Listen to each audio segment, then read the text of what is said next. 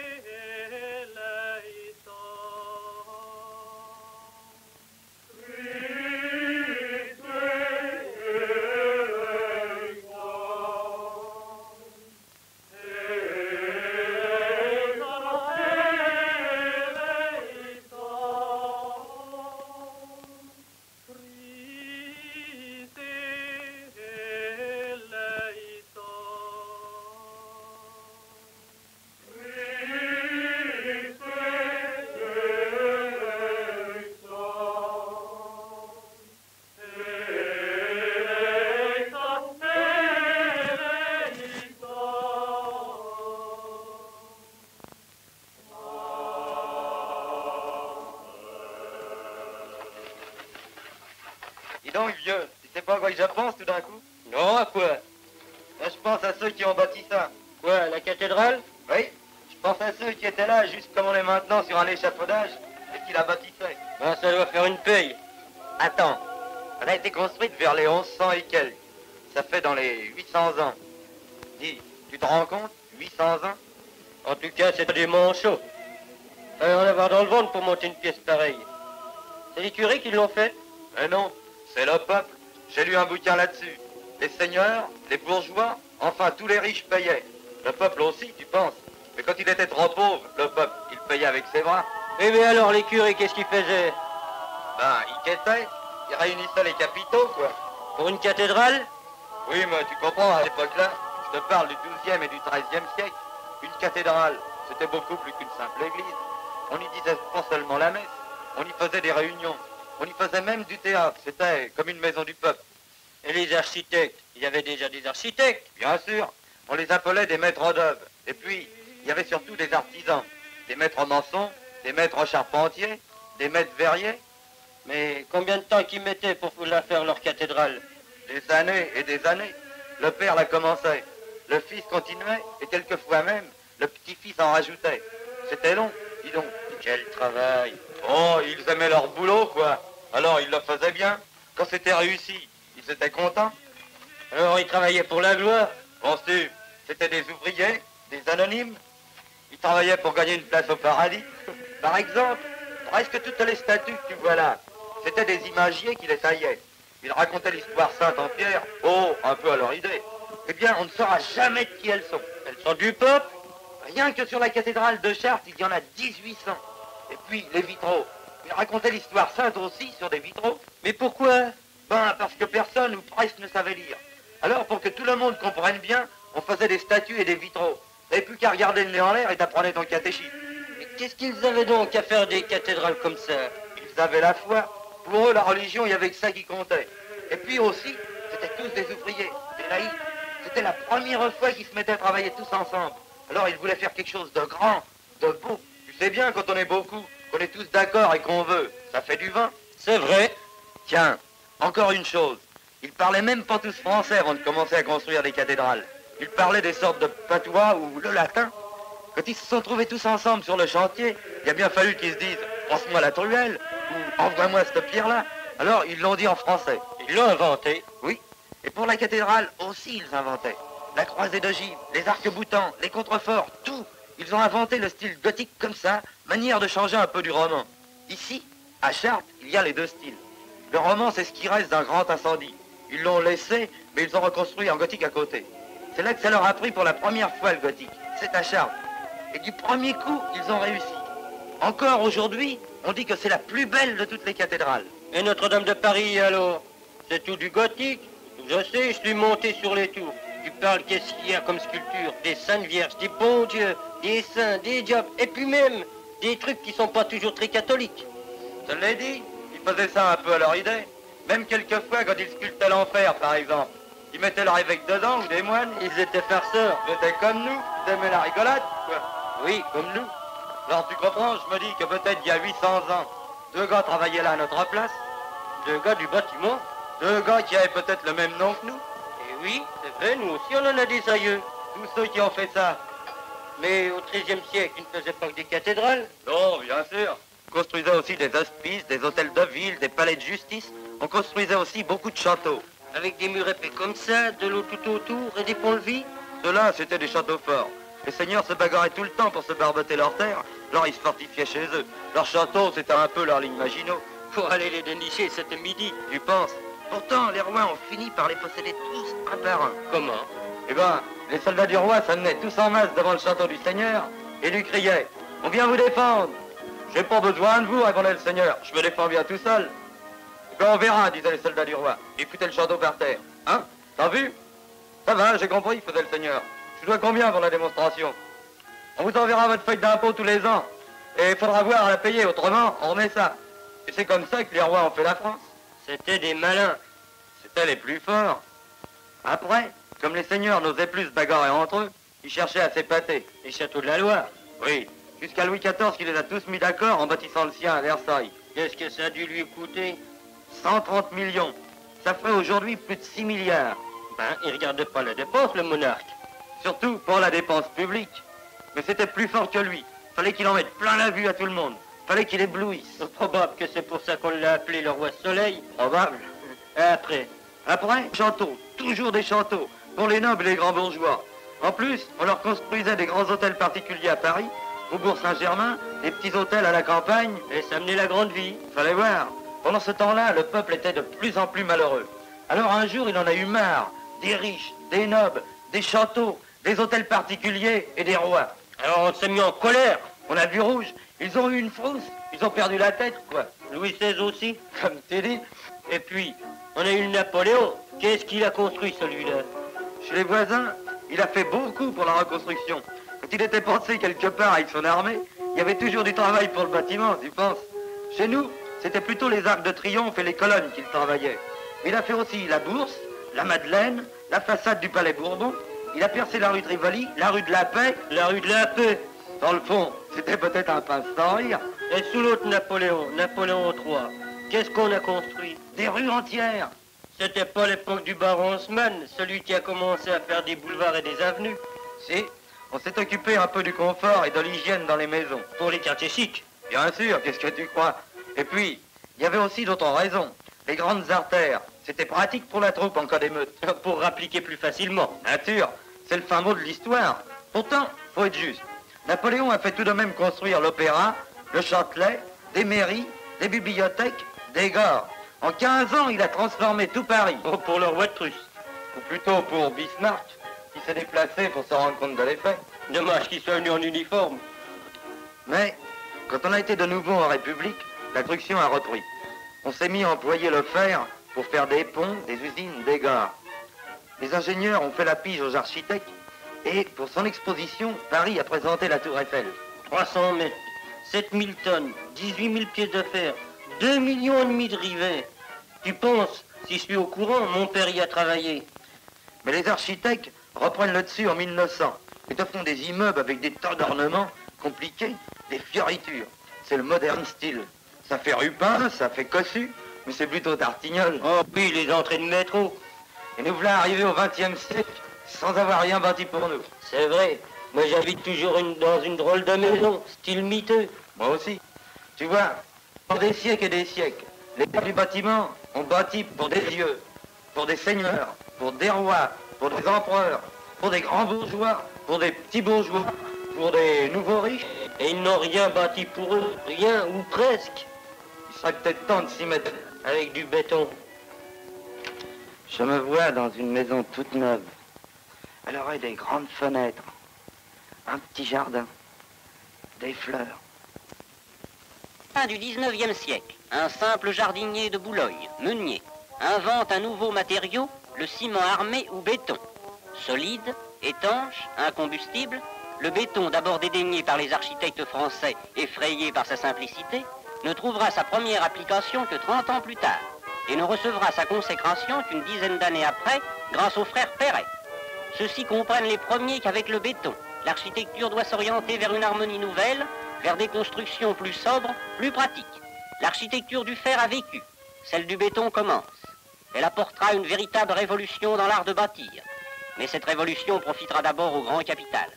Alors qu'il faudrait construire des milliers et des milliers de maisons habitables, on construira d'abord des magasins somptueux, des usines, des théâtres, des banques.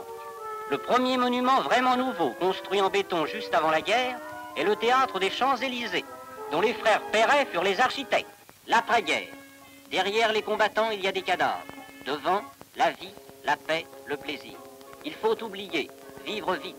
L'inflation rend l'argent facile. On achète, on vend, on construit n'importe quoi, n'importe où, à n'importe quel prix. Le style art décoratif triomphe à l'exposition de 1925, mais il n'est pas encore dégagé des lourdeurs du style 1900. Le mauvais goût subsiste, la dorure et l'argent flattent l'œil du nouveau riche, il en met partout. Seuls quelques pavillons étrangers, ceux du à Perret, Malestévins, Le Corbusier, Jeanneret, apportent vraiment des éléments nouveaux à l'architecture de demain. En 1923, la première église en béton est construite par l'architecte Perret.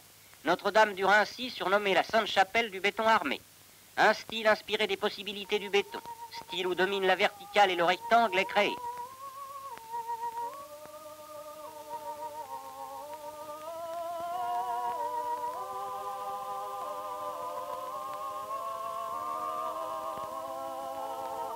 Une nouvelle conception de l'architecture est née que l'architecte Perret va nous expliquer lui-même.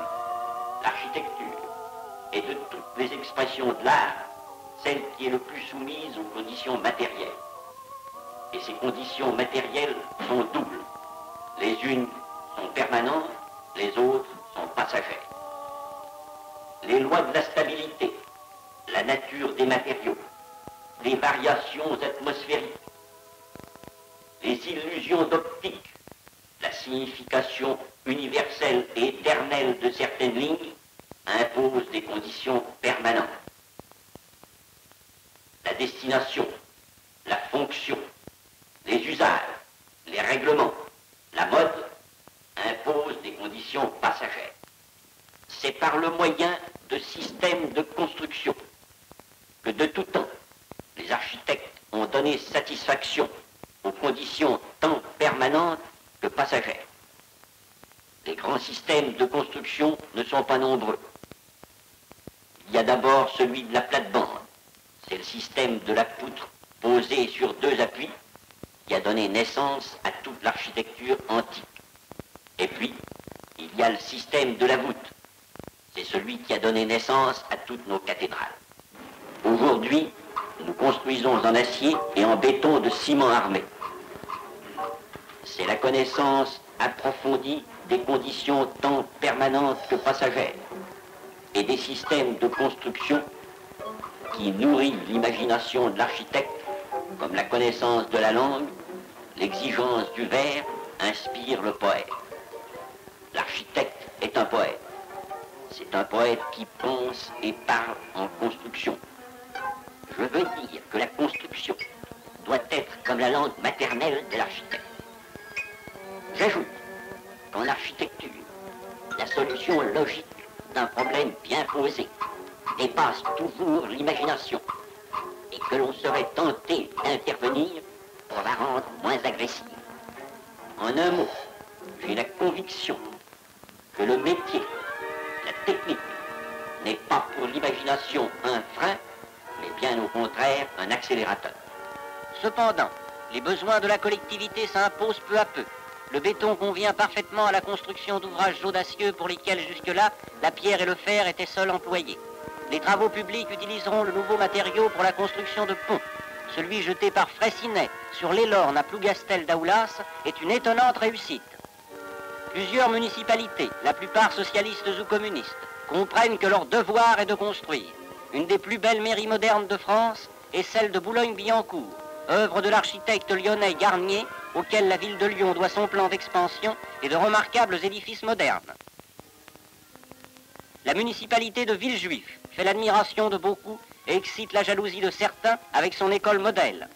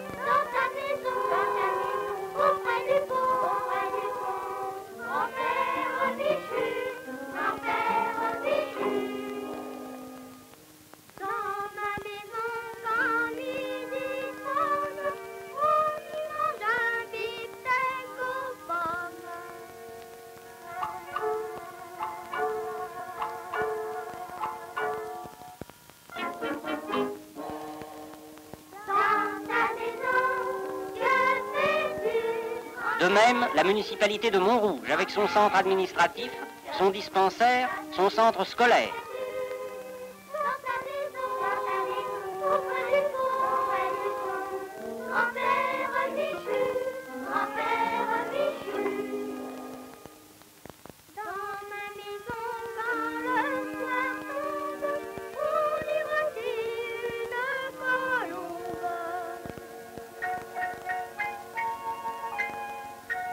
De même, la municipalité de Maison-Alfort, avec ses groupes scolaires Jules Ferry et Condorcet.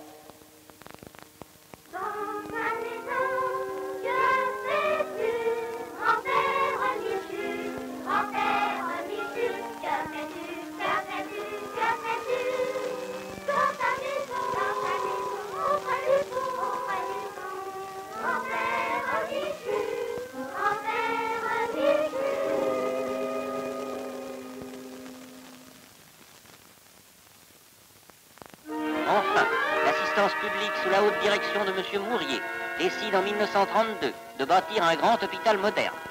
Construit sur les plans des architectes Plouzet, Cassan et Walter, le nouveau Beaujon, qui s'étend sur une superficie de plus de 60 000 m², hospitalise 1100 malades dans ses 12 étages. On peut sans doute s'émerveiller à juste raison de cet énorme bloc hospitalier où l'art de bâtir a su se mettre admirablement au service de la science. Mais le plus bel hôpital du monde résout-il entièrement le problème de la vie sociale? Est-ce que le problème n'est pas d'abord de construire pour vivre sainement dans la joie et la lumière? Est-ce que le destin du travailleur doit être de vivre dans un taudis pour mourir dans un palace? Depuis des années, des plans réalisables, établis par quelques urbanistes, dorment dans des cartons. Un bâtisseur de cité nouvelle, Le Corbusier, va nous développer sa conception d'une ville de lumière et de verdure, de la ville radieuse. Depuis l'après-guerre, la société moderne se préoccupe de la construction de nouveaux logis. Lorsqu'une société désire construire de nouveaux logis, c'est qu'un état de conscience nouveau est né, l'état de conscience d'une civilisation machiniste. Le mouvement est universel en tout pays. Qui a autorisé cette nouvelle architecture? Les libertés immenses apportées par les techniques modernes dans l'art de bâtir, l'acier et le ciment armé. Dorénavant, le postulat fondamental de cette révolution architecturale, autant que sociale, peut tenir dans les trois éléments qui ont, depuis l'origine des temps, conditionné la vie même des hommes: le soleil, l'espace, les arbres. À côté des aménagements entièrement nouveaux du plan du logis moderne, apportant les bienfaits du rationalisme, à côté de l'équipement intérieur du logis, eau, électricité, gaz, téléphone, TSF, qui ont assuré l'hygiène et la rapidité, ces trois facteurs, soleil, espace, arbre, deviennent la condition même de l'immense réforme à intervenir dans les usages de l'architecture. Ces trois facteurs sont aussi les plus éminents porteurs de joie profonde, normale en chaque être. Or, c'est ici que la faillite est totale. Les villes sont devenues inhumaines, hostiles à l'homme, néfastes à sa santé physique et morale, mais ceci est de l'urbanisme. Je place un homme sur son plancher. Je place un plafond, une surface de verre au-devant de lui, le pan de verre des immeubles modernes. L'œil de cet homme. Je place le soleil. Je place l'espace, les arbres. C'est fini. Le logis est conditionné. Je multiplie. Je installe tout l'édifice sur pilotis. Les pilotis permettent dorénavant aux habitants de la ville de passer sous les maisons, aux rues et aux autostrades d'y passer également. Pour constituer le logis neuf de la civilisation machiniste, il faut donc urbaniser. Énonçons les bases de cette doctrine. Séparation du piéton et de l'automobile. Interdiction d'orienter des logis au nord. Employer le bénéfice des techniques modernes pour concentrer en hauteur les logis et étendre à leurs pieds de vastes surfaces vertes, 12% par exemple du sol bâti à 50 mètres de hauteur, 88% de sol libre. Dès lors, équiper le sport quotidien au pied des maisons. Le soleil d'abord. Le nord, l'est et l'ouest. Jamais d'appartements au nord. Des appartements au sud, à l'est, à l'ouest, au sud, à l'est, à l'ouest, au sud, à l'est et à l'ouest, à l'est et à l'ouest. Puis le problème apporté à la solution de l'automobile, séparation absolue du piéton et de l'automobile. Voici les portes des maisons. Elles sont distantes de 200 mètres l'une de l'autre. Puis voici les autostrades pour les voitures automobiles à grande vitesse. Elles sont indépendantes de la situation des maisons. Chaque autostrade conduit à un autoport qui se trouve devant la porte de chaque maison. Chaque autostrade est reliée à l'autoport. Un autre autoport. Un autre port. Puis, des terrains de sport. Un stade. Une piscine. Des terrains de tennis. De basketball. Etc. Puis, les chemins des piétons. Les piétons ont des chemins rapides qui passent à travers, au-dessous des maisons, des chemins promenades, puis des parcs plantés autour des chemins, autour des stades, autour des terrains de tennis et de football, et ainsi la ville se couvre de verdure. C'est une ville verte, construite à 12% de surface bâtie et à 88% de parcs. Il ressort des statistiques officielles que la tuberculose est une maladie de la misère et surtout du taudis. À Paris, sur un même nombre d'habitants, la tuberculose en tue 60 aux Champs-Élysées et 547, soit 9 fois plus, dans le quartier Saint-Méry. D'autre part, le taudis tue les tout-petits. 131 enfants sur 1000 meurt avant un an à Belleville, contre 58 aux Champs-Élysées. Ce quartier privilégié ne donne cependant à la France que 11 enfants sur 1000 habitants, tandis que Montparnasse en donne 22. Mortalité tuberculeuse, mortalité infantile, dénatalité ne seront efficacement combattues que par l'exécution de grands travaux et l'application de lois sociales assurant au peuple le bien-être, la sécurité matérielle et morale, en résumé, le pain, la paix, la liberté. Je me vois dans une maison toute neuve. Elle aurait des grandes fenêtres, un petit jardin, des fleurs. Une maison toute neuve, avec de l'air, de la lumière.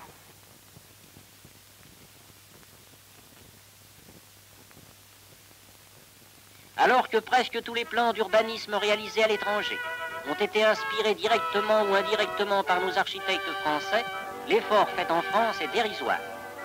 Depuis la guerre, 300 000 logements seulement ont été construits. Il en aurait fallu 10 fois plus, puisque 20% de la population loge encore dans des taudis. Et pourtant, l'exposition 37 a prouvé au monde que les architectes, techniciens et ouvriers français étaient toujours de grands bâtisseurs.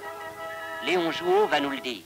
Quand du haut du 2e étage de la Tour Eiffel, l'on contemple l'ensemble de l'exposition de 1937-1938, un sentiment de joie et de fierté vous emplit. Régal de l'œil de cet ensemble harmonieux qui s'élève hardiment dans le ciel parisien et se reflète dans les eaux de la Seine. Ceux qui ont construit cela sont bien les dignes continuateurs des constructeurs de cathédrales. La même foi qui emplissait leurs ancêtres, les animait et les dirigeait dans la bataille engagée contre le temps, contre les incertitudes de la production des matériaux, contre les résistances à la législation sociale, et qu'ils ont gagné. C'est que l'exposition 1937-1938 a une signification sociale qui s'impose à tous. C'est l'affirmation péremptoire de la grandeur et de la fécondité du travail. Les bâtiments de l'Expo peuvent être éphémères dans leur durée. Ils sont éternels dans leur symbole et leur signification. Ceux qui les ont construits, on peut le dire maintenant, au milieu des pires difficultés, vont-ils être demain, en remerciement, jetés sur le pavé, réduits au chômage déprimant, démoralisant. La misère pour les mains habiles de ces constructeurs sera-t-elle la rançon de leurs efforts? Cela ne peut pas être.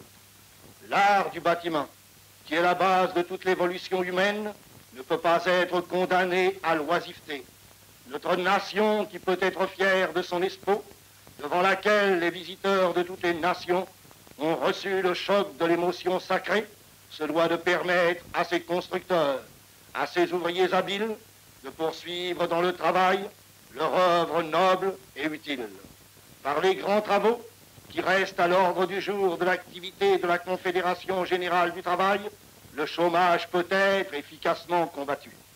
Les grands travaux peuvent venir à bout du chômage et augmenter d'une façon considérable les débouchés pour les denrées agricoles dont la mévente se fait si douloureusement sentir dans les campagnes. L'activité des principales industries sera ranimée, celle du commerce également. Et ceci parce que les grands travaux augmenteront considérablement la consommation globale du pays. Les grands travaux ne sont ni un expédient contre la crise, ni une œuvre philanthropique.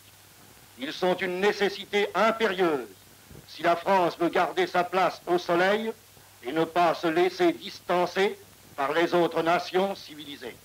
On pourrait s'étonner qu'un pays qui, avant la guerre, fut si riche et prospère qu'on le surnomma le banquier de l'Europe, n'ait pas perfectionné davantage son équipement national et n'ait pas renforcé son armature économique, sans parler de l'amélioration nécessaire des conditions de vie de ses habitants. Il faut en chercher l'explication dans la politique cupide de son oligarchie financière qui usa de l'épargne des petites gens aux grandes dames de l'intérêt collectif. C'est parce que l'on veut que cela cesse et que les capitaux français servent à alimenter l'économie française et permettent l'amélioration des conditions de vie des habitants du pays que les projets à CGT s'imposent.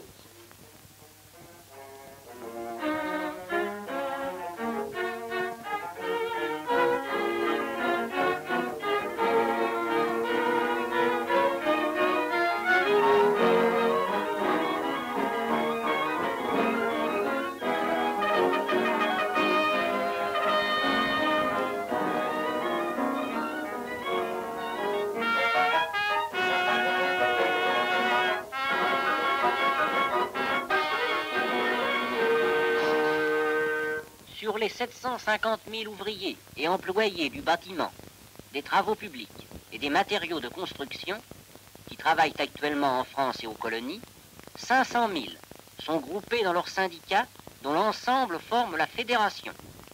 La fédération est géographiquement divisée en régions, auxquelles s'ajoutent 4 sections fédérales, groupant les principales catégories de corporations et de production. Les syndicats composant une région nomment un ou plusieurs délégués suivant le nombre des syndiqués de la région. L'ensemble de ces délégués forme le comité national fédéral. Tous les 2 ans, les syndicats se réunissent en congrès ordinaire, où ils disposent d'un nombre de délégués proportionnel à celui de leurs adhérents. Le congrès procède à l'élection des 35 membres qui formeront la commission exécutive. Au sein de celle-ci, le bureau, composé de 6 membres, est nommé et soumis à l'approbation du congrès. Dans le cadre des décisions du congrès et responsable devant lui, la commission exécutive dirige la fédération et contrôle l'activité du bureau. Elle agit en accord avec le comité national et sous son contrôle. Le comité national prend toute mesure pour l'application des décisions des congrès, veille à la bonne marche de la fédération, est tenu au courant de l'action fédérale et de la situation financière. Il établit enfin la liaison entre la fédération et les syndicats groupés dans leur région. En résumé, la structure fédérale, par sa liaison permanente de la base au sommet, est essentiellement démocratique. La fédération est adhérente à la CGT et à la Fédération internationale des travailleurs du bâtiment et du bois. Par ces 2 organisations, elle fait partie de la Fédération syndicale internationale.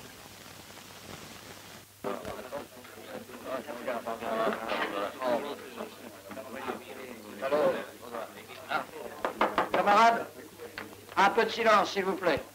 Je déclare la réunion de la commission exécutive de la Fédération ouverte. À l'ordre du jour de cette discussion figure l'action à entreprendre pour l'ouverture des travaux. Notre camarade Arachard, secrétaire général, fera le rapport.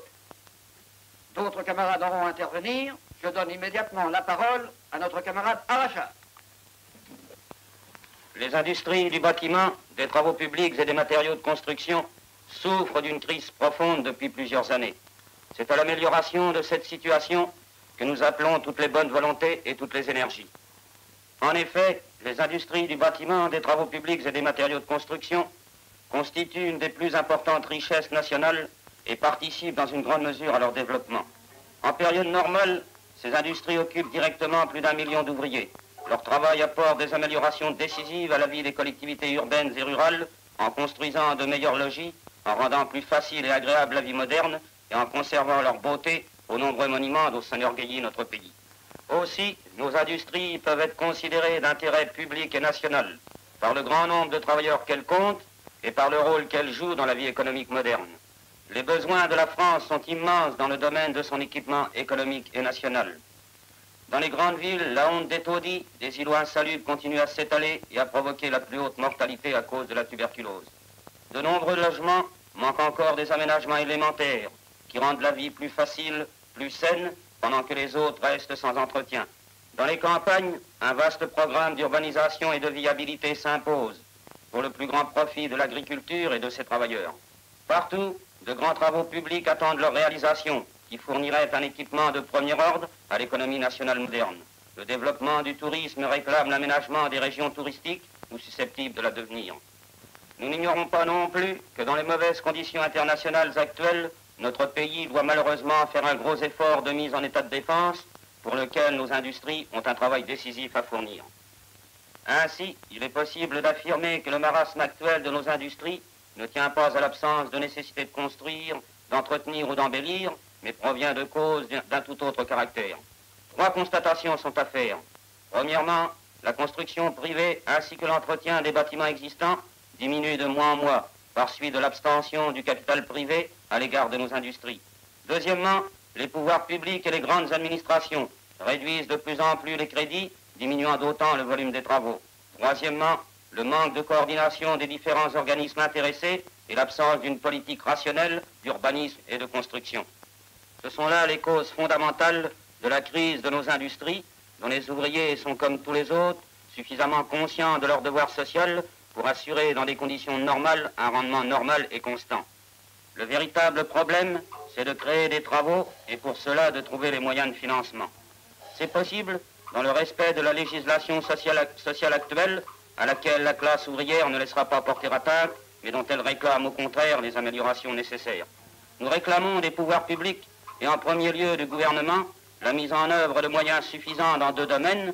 Premièrement, participation directe et massive à l'ouverture de travaux d'utilité publique, tant à la ville qu'à la campagne. Deuxièmement, appel résolu aux capitaux et à l'épargne privée, en leur donnant les moyens utiles et les garanties indispensables, sans pour cela en faire supporter les charges trop lourdes aux travailleurs.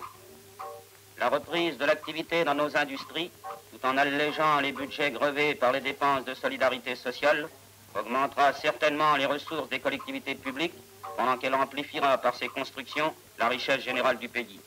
Un véritable plan de travaux d'équipement économique et social est donc indispensable, pour lequel il faut consentir les investissements nécessaires, centraliser les possibilités existantes, recourir, si besoin est, aux emprunts dans le passé montrent qu'ils sont possibles dans ce domaine.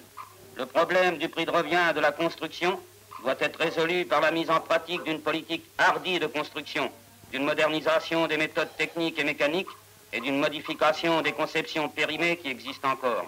Ces améliorations seront applicables dans la mesure où le volume des travaux sera suffisant pour résorber le chômage et donner aux ouvriers une garantie de continuité dans le travail. La machine doit être au service de l'homme, en allégeant sa peine. Elle ne doit pas continuer à l'oppresser et à rendre sa vie toujours plus difficile. Notre fédération, forte de ses 520 000 adhérents, est prête à collaborer à toutes les initiatives dont le but sera de redonner à des industries dont notre pays peut être fier l'activité qu'elles ont perdue par suite d'une crise économique sans précédent et d'une réserve pas trop grande des finances publiques et privées. Camarades, vous venez d'entendre le rapport développé par notre camarade Arachard. La discussion sur ce rapport est ouverte. Je donne immédiatement la parole au premier orateur inscrit, à notre camarade Husson. Les ouvriers des travaux publics ont déjà construit tout un réseau routier des plus importants, des canaux, des conduites d'adduction d'eau potable. Les habitants de Paris ne se doutent pas combien les ouvriers de travaux publics rencontrent de difficultés pour assainir la capitale, donner les moyens rapides de locomotion tels que le métro.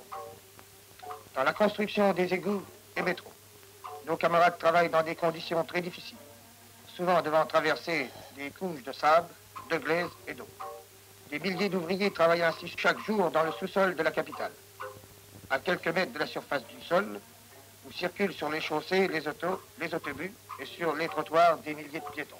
Dans la construction des ponts, nous travaillons dans des difficultés plus grandes encore, enfermés dans des caissons, n'ayant que l'air comprimé à respirer, à plusieurs mètres en dessous du niveau du fleuve. C'est pourtant d'un travail aussi dur et quelquefois aussi ingrat que la population peut avoir l'eau potable à profusion. Un métro qui compte parmi les plus beaux d'Europe, un réseau de chemins de fer et routiers qui permettent de se déplacer rapidement à travers tout le pays. Je donne maintenant la parole au deuxième camarade qui s'est fait inscrire, à notre camarade Roby. Camarades, l'utilisation du béton armé, de la brique, de la pierre, entre pour une bonne part dans la construction moderne. Le ciment armé, matériau bien caractéristique de notre époque, permet des réalisations grandioses dont l'audace et l'ampleur frappent tous les esprits. Mais nous n'oublions pas la place considérable que la pierre a pris et doit prendre.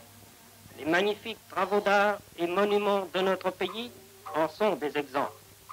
Les ouvriers de nos corporations, maçons, cimentiers, briqueteurs, plâtriers, tailleurs de pierre, s'ils sont les artisans de ces merveilles, payent chaque année un lourd tribut d'accidents de travail, souvent mortels.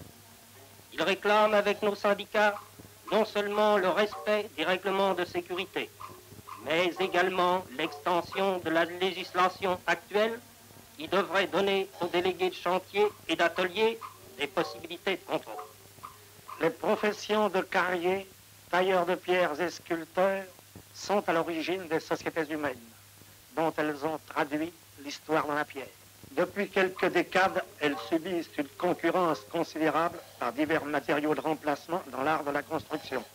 D'où marasme complet dans tous nos centres carriers de France, possédant une infinité de variétés de pierres, pouvant être utilisées au gré de l'imagination des maîtres d'œuvre. Ne pas réagir contre la disparition de ces métiers serait un pas en arrière dans l'art de construction, dans la civilisation et la culture humaine. Un autre point est à considérer. La dépopulation de nos centres ruraux qui se chiffre par 60% depuis 50 ans, d'après les statistiques du ministère de l'Agriculture.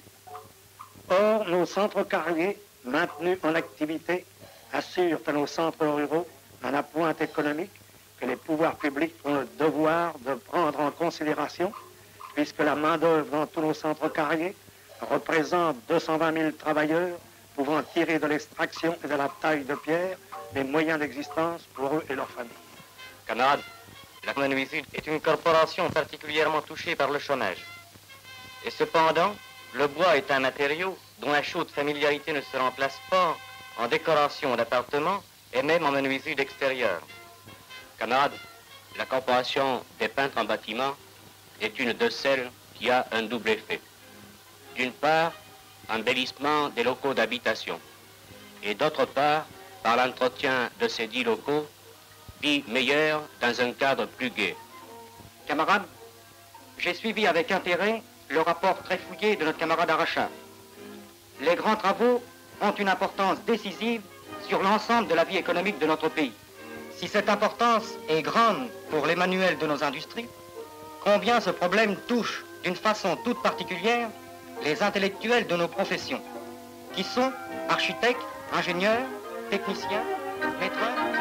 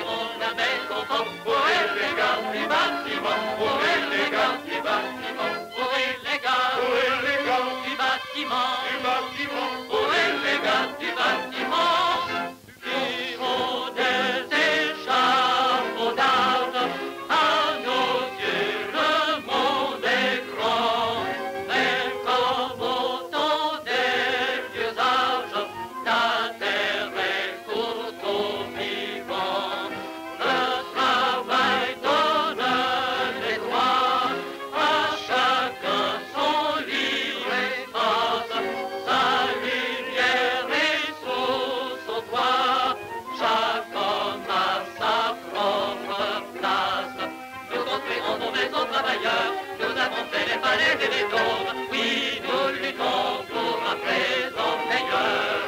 Oui, nous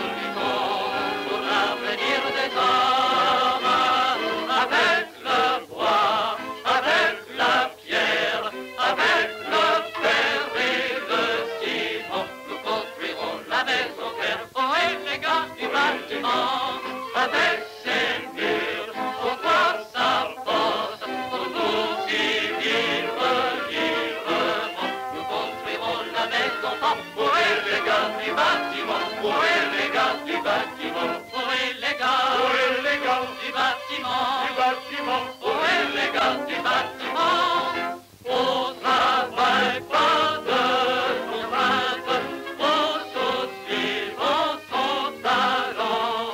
Au travail, joyeux, sans crainte, d'un bon plaisir insolent. Imitez le bâtiment, au cas où il soit utile, là chacun fait librement, n'a qu'à chourir les habile. Avec tous nous venez notre bateau, fait le travail de chacun qui élève la maison haute et bâtie sans défaut. L'honneur est fait, le soir rempli d'un rêve. Avec les rois, avec la pierre, avec le fer et le ciment, nous construirons la maison claire, oh élégante du bâtiment.